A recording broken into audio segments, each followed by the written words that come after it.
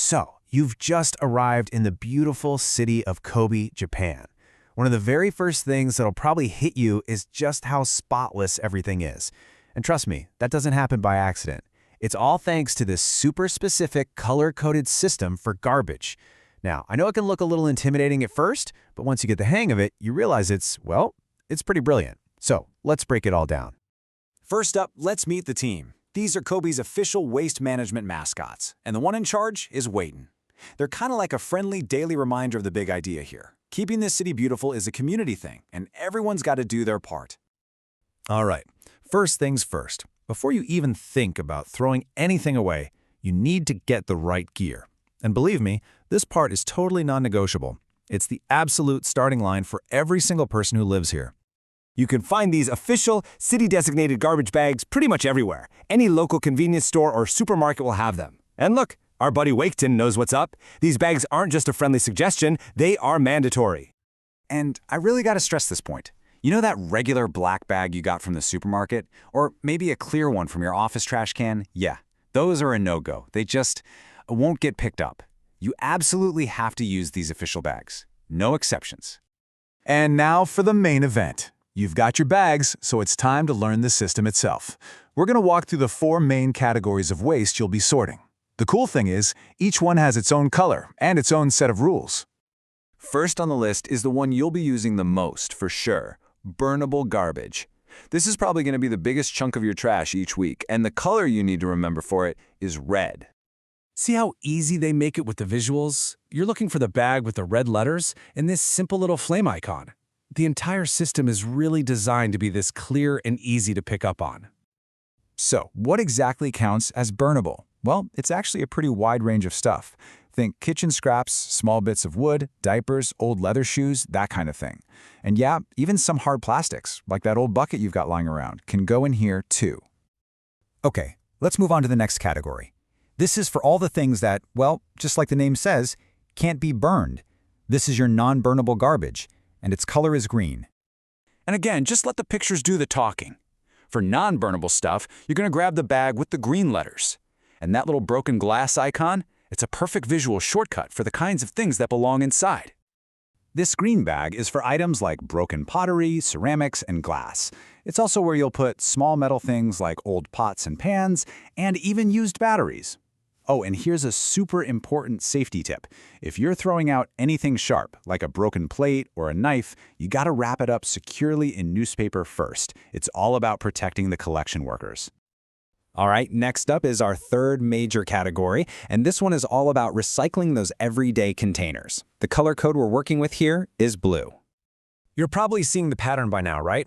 For all your cans and bottles, you'll need the bag with the blue writing. And the icon makes it obvious what goes inside. A PET bottle and a can. Simple as that. So this bag is specifically for things like soda cans, food cans, glass bottles and jars, and those plastic PET bottles. You know, the ones that usually have a little #1 recycling symbol on them. And here's the golden rule for this bag. Everything has to be rinsed out before you toss it in. No leftover food or drinks allowed. And that brings us to our 4th and final main category. Now this one can feel a bit tricky at first, but it's so important for proper recycling. We're talking about plastic containers and packaging, and their color is orange. For this type of plastic, you'll use the orange bag. And the key thing to look for is this special symbol. It's called the Pura mark. This little mark tells you that the plastic was used as packaging, which is exactly why it gets sorted separately from other plastic items. So what kind of stuff has this Pura mark?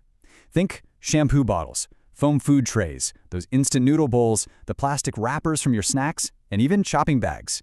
And just like with the blue bag, these things have to be clean and empty before they go in. So you did it. You bought the right bags, you've sorted everything perfectly. So now what do? Well, you don't just leave it on the curb. Let's talk about the final destination for all your hard work. This right here is a clean station. It's the designated collection point for your neighborhood. The most important part is the sign. It's got a color-coded weekly schedule, so you'll know instantly, okay, Monday is red for burnables and Wednesday is blue for bottles. It tells you everything you need to know. Okay, so you've sorted by color, you know which day of the week it is, and you found your clean station. But wait, there's one last, super important rule you have to follow. In Kobe, it's not just what you throw out, it's also when you throw it out. I just love this illustration because it totally captures the feeling. There's a really specific and, really early window of time for taking out the trash. And here it is, the critical piece of information. You have to put your garbage out at the clean station between 5 a.m. and 8 a.m., and that's on the morning of collection, not the night before, and definitely not a minute after 8 a.m., or you'll miss the truck and you'll be taking that bag right back home with you. Okay, before we wrap this up, let's quickly touch on two big exceptions, things that don't fit into those four main color-coded bags we talked about. For anything that's just too big to fit in a 45-liter bag, we're talking furniture, maybe an old bicycle, that's considered oversized garbage. And you can't just leave it at the station. You actually have to call a special number ahead of time to schedule a pickup, and you'll have to pay a small fee for it. Now, things like spray cans and gas canisters need some special handling for safety reasons. So, step 1, make sure they're totally empty.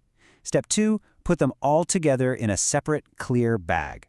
And finally, on non-burnable collection day, you just set this bag a little bit away from the other green bags at the station. You know, this quote really gets to the heart of it all. This super detailed system isn't designed just to be difficult. It's really an expression of shared responsibility, of civic pride. It's like a social contract that everyone agrees to, and the result is one of the cleanest cities in the world. So when you look at this whole organized system, all the colors, the times, the rules, you can't help but wonder, could something this precise, a system that really depends on everyone buying in and participating, actually work where you live? It's definitely something to think about. Thanks for tuning in to this explainer.